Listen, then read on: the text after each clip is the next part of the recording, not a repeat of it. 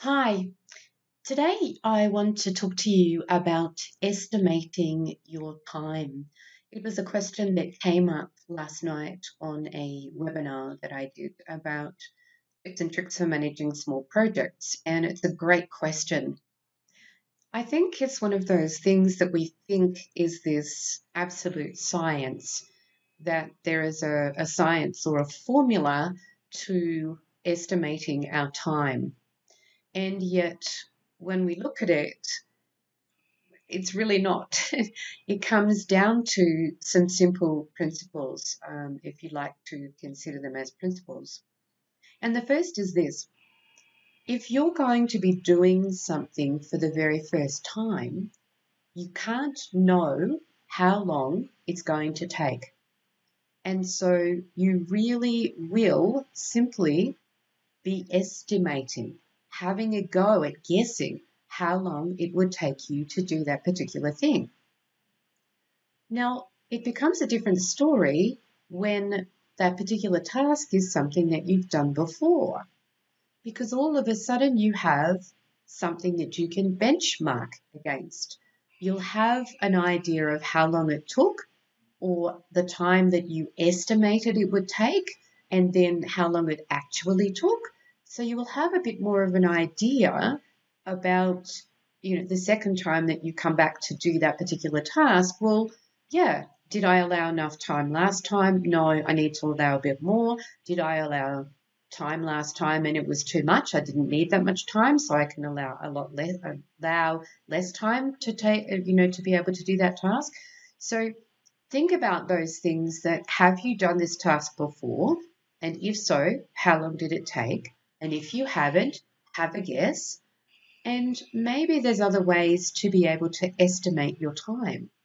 Have you thought about talking to other people that might have undertaken this particular task before or done this particular thing before, and ask them about how much time it took them to complete that particular thing, and take that estimate as something that you can use to create your time frames, your task lists, your project plans. There will be ways around finding out how long it takes to do a particular task. I think the other thing to consider is this: it depends on whether you're going to be doing the task first and then your skill level at that task.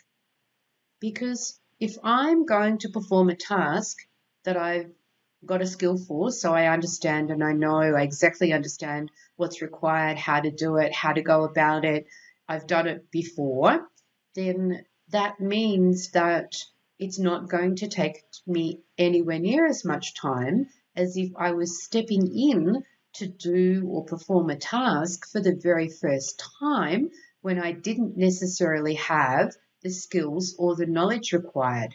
Naturally, it's going to take me a lot longer in order to do or complete that particular task because I don't know how to do it.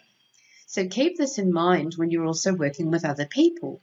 Do the people that you are working with have the desired skills to be able to hit the ground running, do what you're asking them to do in the most efficient and quickest way? Or is it going to be a learning curve for them, and therefore the time that it would take them is going to be longer than what you would perhaps normally expect?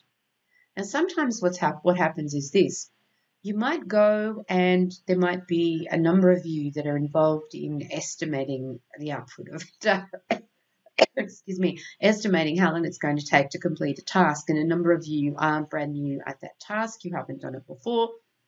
And when you go and make an estimate, it's like it's way, way, way above what you think would be reasonable from a customer's perspective for them to pay for. Sometimes you have to eat up the cost for the learning to take place so that you gain the skills and knowledge in order to be able to complete this next time in a much more efficient way because you now have the skills. So that's something to consider.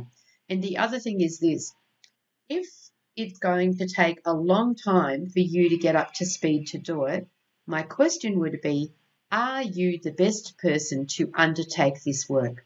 is there somebody else with a better skill set or a ready-made skill set and ready-made knowledge that can complete this project in a lot quicker manner?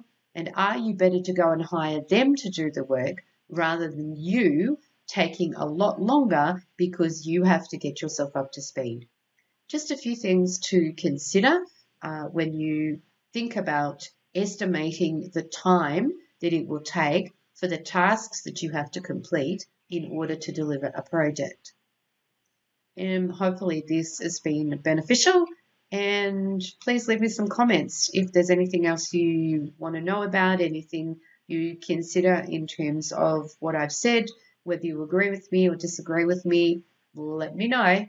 And check out projectmanagementinsight.com for other insights on how to manage your projects in a much more efficient and effective way.